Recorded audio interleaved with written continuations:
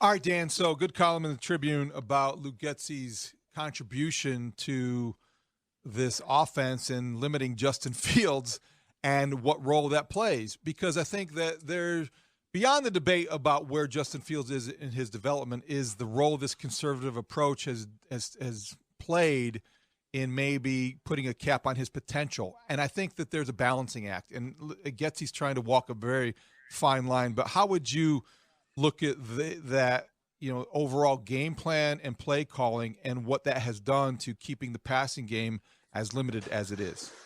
I don't like the word conservative. I'll tell you that. I mean, there are instances within games that are a little bit more on the conservative end. But when you watch these games, particularly the one Sunday in New York, it's not a conservative approach. It's an offense that's failing in every way. They don't pass protect. They don't have receivers that can make plays down the field. They've got a quarterback that's struggling. Play caller isn't having perfect games, but I don't think it's too easy of a fallback excuse to say it's too conservative and that's why they're not producing in the passing game. There's a lot of factors going into this, and there are a lot of opportunities within all of these games, many which I documented in the column that you just mentioned, where the Bears are just failing. It's just player execution failure that then gets sort of pinned on the offensive coordinator because the guys that he has running the plays can't do the things they're asked to do, and you don't get opportunities to throw the ball downfield because either the quarterback holds it or he throws it down the field and a guy drops it on the sideline, or he throws it too short and it short hops into his receiver. I mean, there's a lot more player execution problem here than there is issues with the play calling. I also think the guy's done a remarkable job with these scripted plays, right? He comes out with a game plan in every game where they march down the field. They march down and score against Green Bay, against Houston. They get a field goal last week. I think the scripted plays are working. I just don't know what happens after the adjustments come in.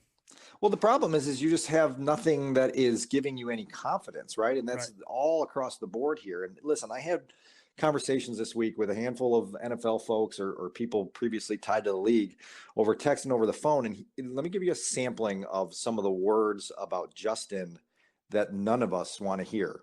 Uncomfortable, predetermining, difficulty processing, regression. These are all things that other people have said about what they're seeing in the way Justin Fields is playing right now. And I think the ultimate concern is that there may be more bad habits forming right now than good. And that's where you kind of start to put yourself on a slippery slope covered in Vaseline, because it's hard to reverse that when you start creating bad habits that then create failures, that then create more bad habits, then create more failures.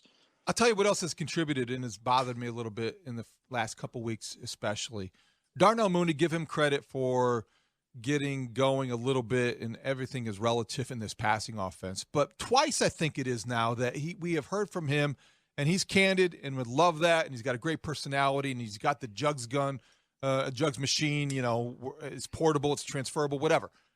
I have heard him talk about running the wrong route a couple times, and I know that this communication is something that we spent the offseason celebrating, and the rapport is something that, I'm going to get to the complex earlier than you are. No, I'm going to stay later than you are. Why can't they get on the same page if they have been working so long on getting on the same page? Well, you mentioned running the wrong route, and sometimes it's running the right route at the wrong timing. And there's been more than just the two examples. I think Darnell has probably fessed up to about 4 errors in that regard, and some of the coaches have picked out 1 or 2 others. And so you say, man, that can't be happening from your number one receiver.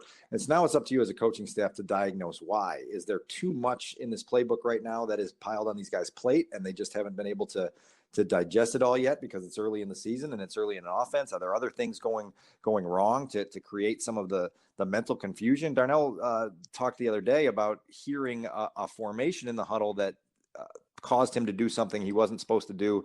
He's supposed to run a route. He stayed into chip. And you say, well, was that something that in the huddle was called wrong by the quarterback, where he flipped the formation or said something wrong?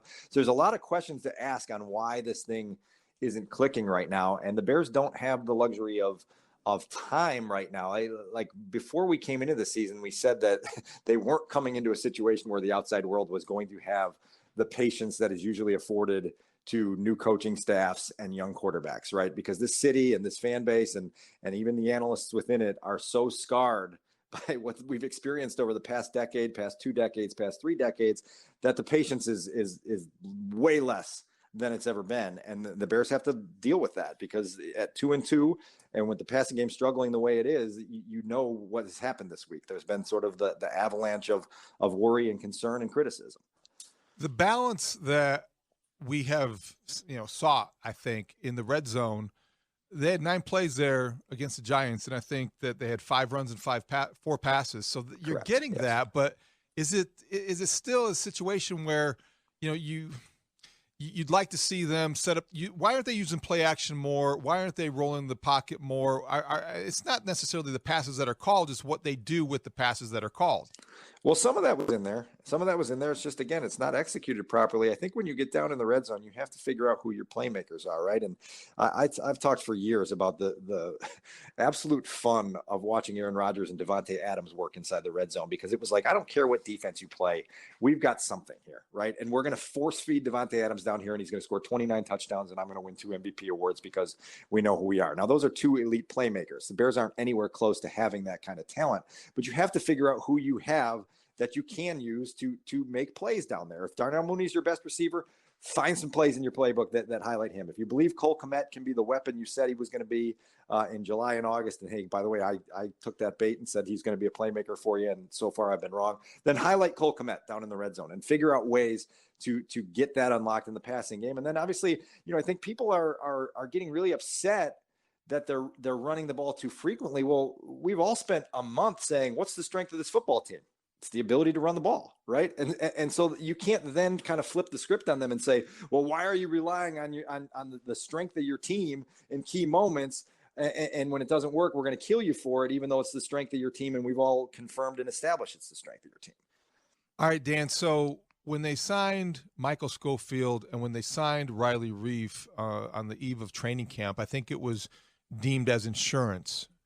And I don't look now, but the roof is leaking. And I think that I wonder, what is their purpose if not to be used in situations like the Bears are facing where they can't protect the quarterback, and that inability to protect that quarterback is limiting and affecting his development? So that's the question you have to answer is how much of an upgrade would either of those guys provide? And I would say minimal, based on what we saw in training camp in the preseason, over what's out there, and not losing sight of the big picture, which is to try to develop young talent, right? And obviously the most important guy that needs to be developed is Justin. And so every decision you make has to be with an eye on how you stimulate that more than it's been stimulated through the first month of this season. At the same time, you're trying to identify guys that can be part of your future, right? Guys that can be part of your next championship quality team. And Riley Reif and Michael Schofield aren't on that list. And so right now they're backups, right? They're insurance and they're emergency options if someone gets hurt. And there's going to have to be a reshuffling this week, obviously, with cutting out the guard rotation and having both guards play opposite sides of Sam Mustipher and doing things that way. But I don't know that there's anything there that would be more than just grasping for a desperation answer that doesn't really exist. Yeah, I'm not even sure that they have, even with the rotation guys, that they have an answer at the other guard position. It was pretty ugly to see Lucas Patrick moved over there and just steamrolled on the first play there. I mean, it was shocking, frankly. You would think he's played all these positions and they love him so much, and it was. You want to talk about exposed? I mean, he was he looked like a shopping cart. Yeah, I think it was like, wow, like it just literally got pushed back. And those are the types of things that create so much discomfort for your quarterback. And the last thing on the passing offense that I want to say is, there's some people who say, Justin took a step in the right direction Sunday. I'm sorry, I just can't get there. They scored 12 points. They lost to an injured and ordinary opponent. It's been a month now since he's thrown a touchdown pass, and people will say, hey, you're being a hard grader. Well, yeah, because we're asking Justin Fields to do one of the hardest things in sports, and that's to play quarterback in the NFL at a high level. And so if we're not grading him hard every single week, what are we doing, right? And even Matt Eberflus being so excited that they completed a couple 18-yard passes down the field, like we have to stop celebrating basic functionality as some sort of achievement, right? Like we got to stop with that. This is something that's got to change if the Bears are ever going to get out of this 30-year rut. And so anyway, just wanted to get that off my chest.